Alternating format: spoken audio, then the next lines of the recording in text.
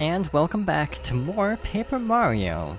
So last time, we arrived at Dry Ruins with the help of Mr. Malstafa. You got the Ruins key, opens a locked door in Dry Ruins. And of course, this time we are going to try to head further into Dry Ruins and see if we can locate the Star Spirit. Unlock this door right here, and we should enter an area with a little helpful button over here. So we can drain the sand.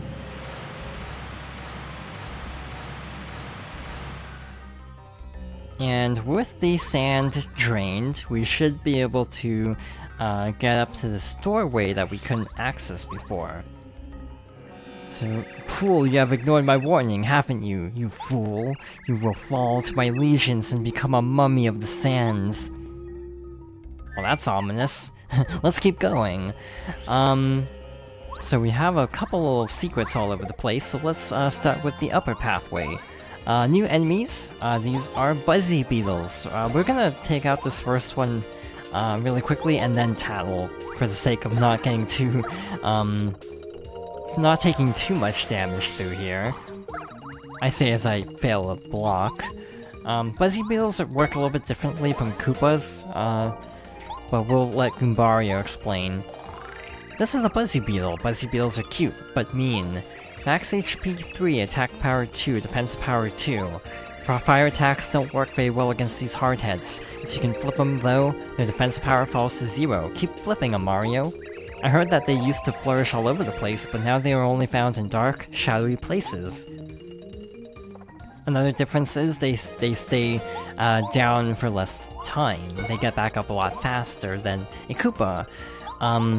So yeah, a lot tougher to deal with, more HP, more defense, shorter knockdown time, but overall not too big of an issue. Kind of a nice little jump in difficulty, not super tough, but definitely a lot tougher than anything we've fought in the Koopa Bros Fortress. So yeah, I find this game has a pretty good difficulty curve. It doesn't like spike at all. Like, that is a problem in some games, specifically JRPGs, where sometimes it feels like the enemy difficulties go up too fast, to the point where it becomes a little bit hard to manage. Anyway, our second switch, revealing a star piece, so we should be up to 5 on hand. And down here we have our next key. Now, I find the dungeons in this game pretty good. This one I find a little confusing though, I'll admit. I didn't even realize the Buzzy Beetle was there, but I guess that worked out. I'm a little bit ill-equipped. Bombette isn't super great at taking out Buzzy Beetles because we have to flip them over first. But this should be fine. I should have actually used Mario to stun this one, in hindsight. Another thing Mario RPG does differently than most JRPGs is the extent at which stats go up. I find that, you know, with a level cap of 50, it kind of feels a little bit low at times, but it's not really that big of a deal.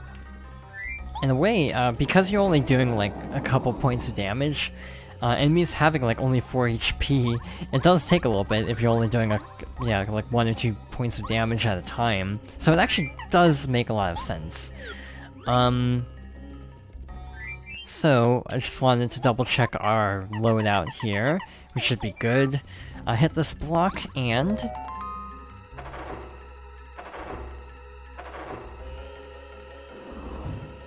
we have a lot of Pokies to get through. So remember how I brought a bunch of items? That is actually not the item I should have used. I should have used I meant to use the regular Thunderbolt, not the Thunder Rage. So, oops. Oh well.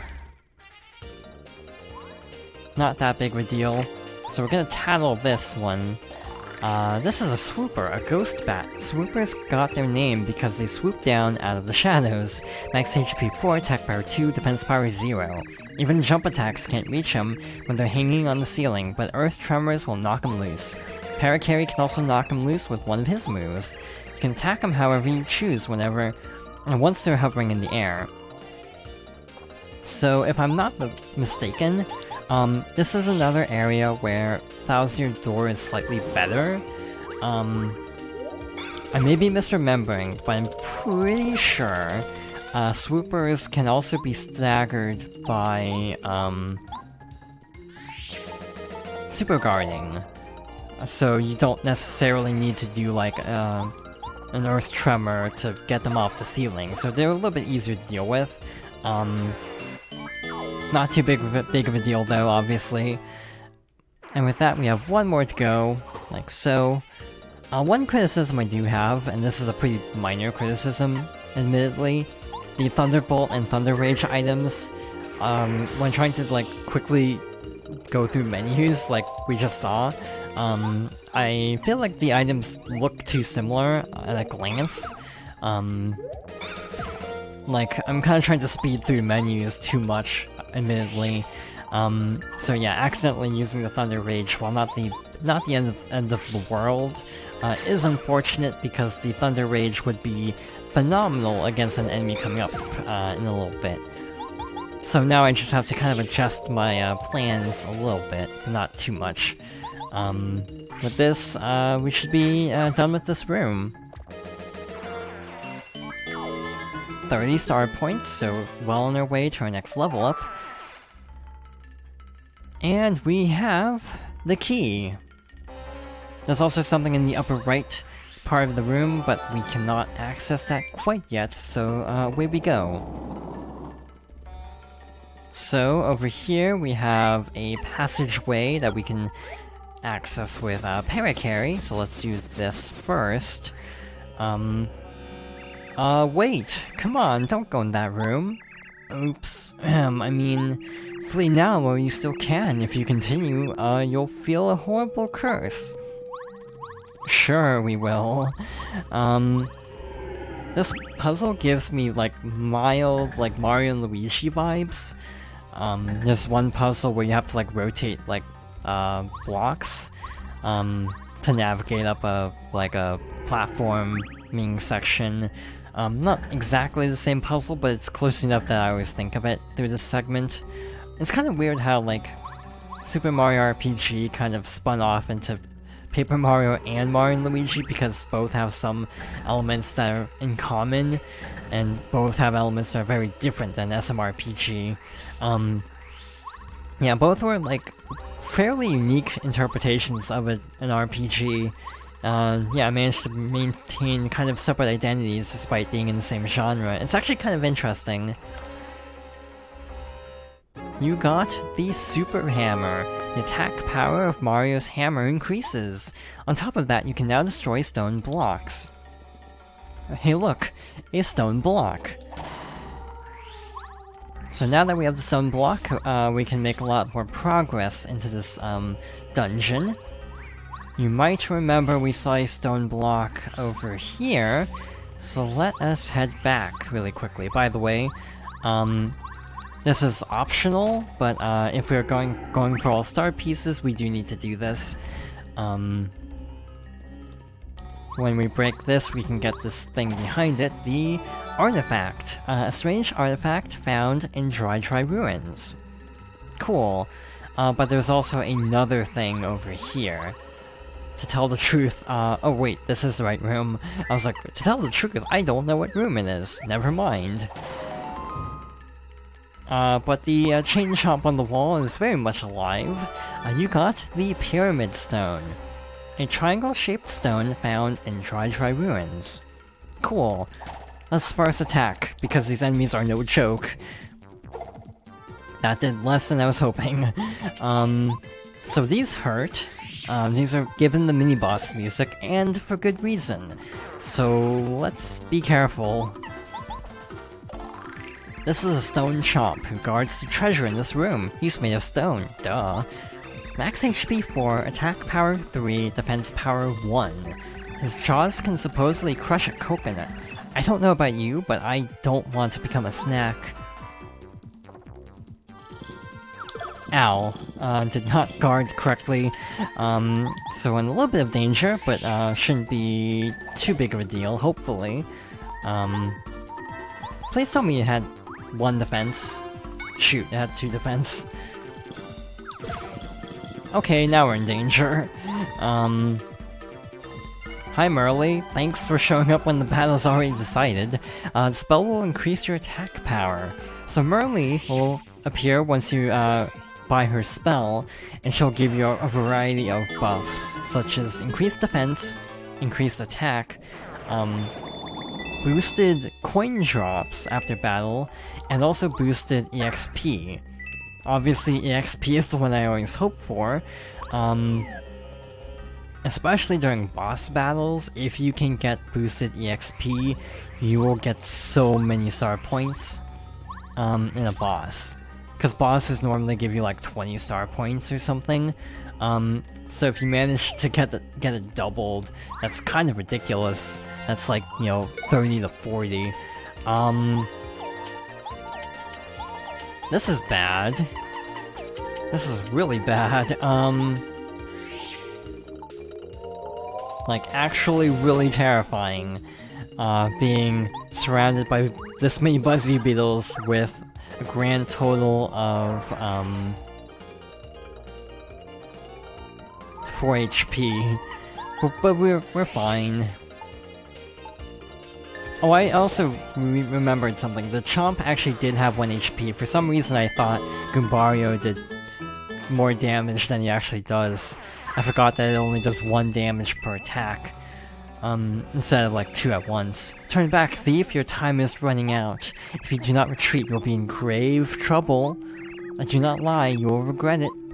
Grave trouble, I see what you did there. Of course, are we gonna heed the warning? Absolutely not. Well, this looks special. This is a super block. With this, you can upgrade one of your party members. The member you upgrade will gain attack power. The party member will also master a new ability. Which party member do you want to upgrade? Do you want to upgrade this member?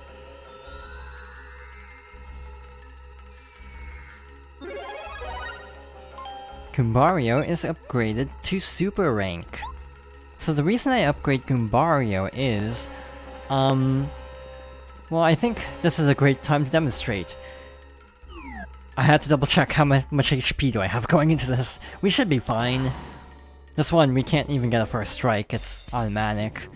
I have a feeling you're supposed to do this fight first, if I had to be honest, but oh well.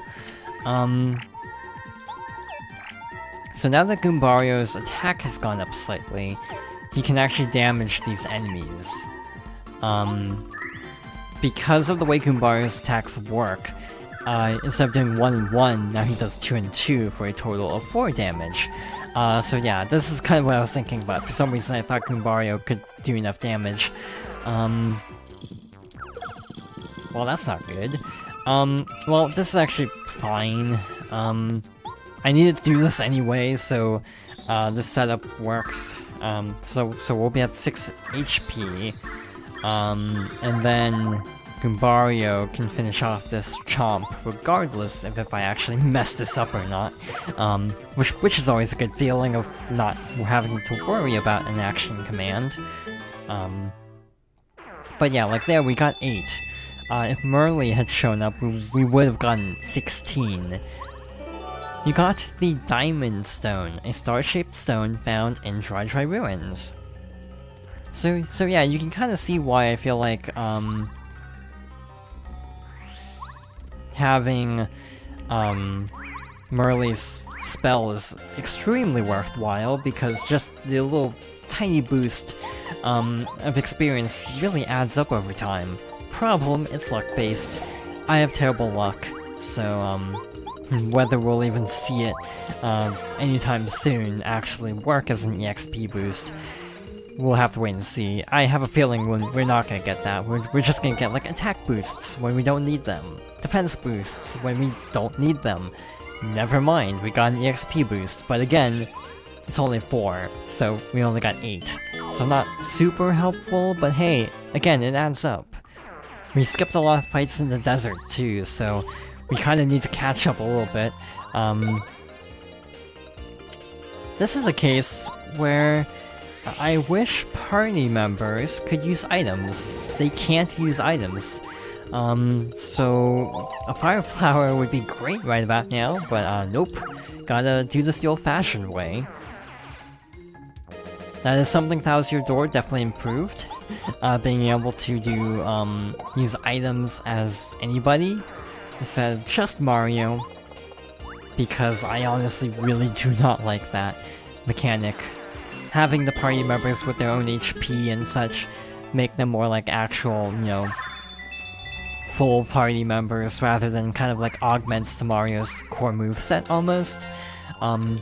Because, again, I kind of think of them as like, you know, almost like kind of augments to Mario because, again, they don't have HP to worry about. They don't have their own, like, separate, like, you know, stats or anything, outside of different attack values. You know, like in, Thousand Year Door, Koops, as an example, I almost said Kooper. Koops, as an example, has more defense being a Koopa, so that gives him an advantage over other party members who might not have boosted defense. In this game, they all have the same defense since they don't have health.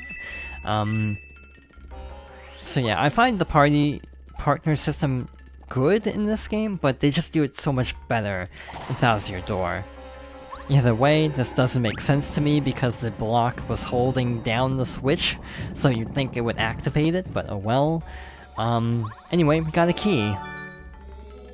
So now we need to make our way back up. By the way, in this room there's a map, so we need to kind of make our way around to the next stone. But yeah, a lot of things are very similar across both Paper Mario games, the first two. Well, that was easy. I thought it would take a lot longer to get over here. Okay, so this is the room we were just in, I think. So with that, we can open this door now.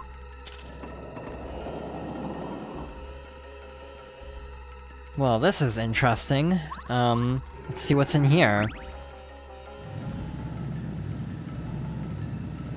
Well, that looks like a puzzle solution. So we have Pyramid, Diamond, Moon.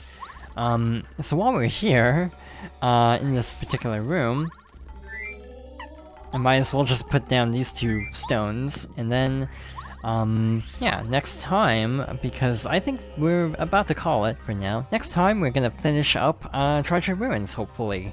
Fingers crossed, we don't have too much left, and yeah, next time, hopefully we'll get the next Star Spirit as well. So with that being said, thank you for watching, and I hope you'll join me next time for more Paper Mario.